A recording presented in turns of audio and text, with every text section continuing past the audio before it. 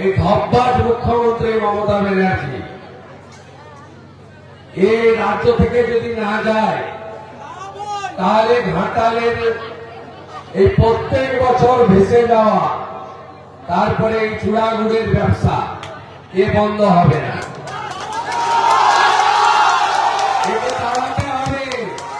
প্রতি বছর আসবে, বড় রাস্তার পাশে দাঁড়াবে, শুকনো ডাঙায় দাঁড়াবে, তার পাশে একটু জলে নামবে, তো খিঁচ মেরি ফটো।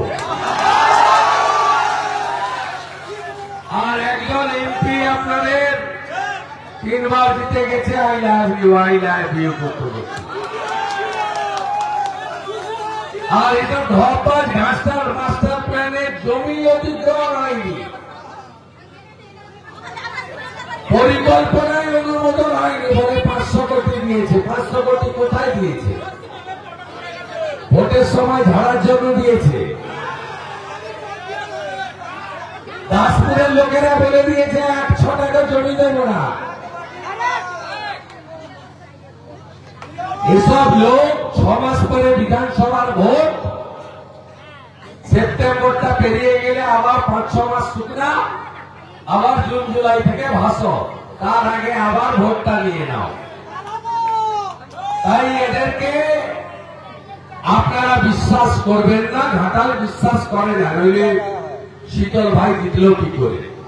একা ঘাটাল একা নন্দীগ্রাম হবে না। 148টা ঘাটাল চাই, 148টা নন্দীগ্রাম চাই, তাহলে হারিয়েছে মমতাকে।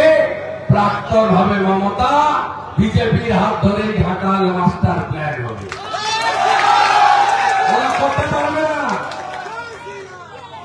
যে দুটো মাস্টার প্ল্যান হয়েছে, দুটোই 11-র আগে, 11-র পরে কিছু হয়নি। এলেগাই, কপালেশ্বরী, খিরাই, বাগুই, চন্ডিয়া। নমস্কার বন্ধুরা, আমার নাম ধ্রুবজ্যোতি সরকার। ঘাটাল মাস্টার প্ল্যান বিজেপি করবে।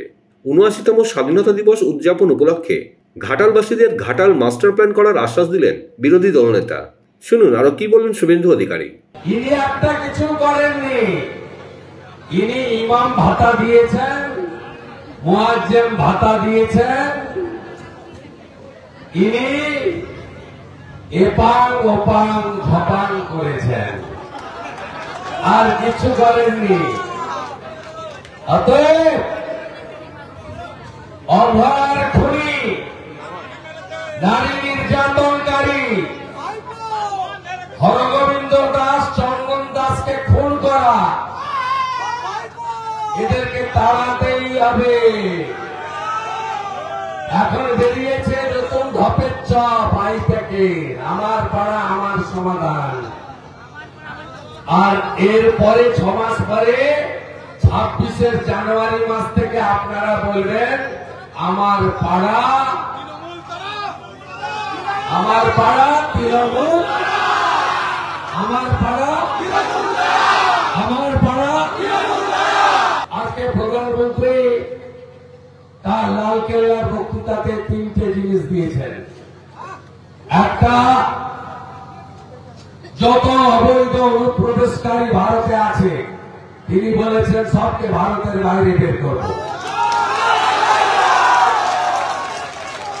ডেমোগ্রাফি চেঞ্জ নিয়ে বিশেষ সমীক্ষা শুরু হবে। আগে 3টা জেলা মুসলিম প্রধান ছিল, উত্তর দিনাজপুর, মালদা, মুর্শিদাবাদ। এখন 9টা জেলা মুসলিম প্রধান হয়ে গেছে বাংলাদেশ থেকে ঢুকে। প্রধানমন্ত্রী বলেছেন ডেমোগ্রাফি পরিবর্তনের বিশেষ সমীক্ষা হবে, অবৈধ অনুপ্রবেশকারী দেশের বাইরে যাবে। আজকে লালকেল্লা থেকে বলেছেন। বন্ধুরা, ভিডিওটি ভালো লাগলে দয়া করে লাইক শেয়ার করে দেবেন, আমাদের পেজটা ফলো করে নেবেন, আর আপনার মতামত কমেন্ট করে অবশ্যই জানান। ধন্যবাদ।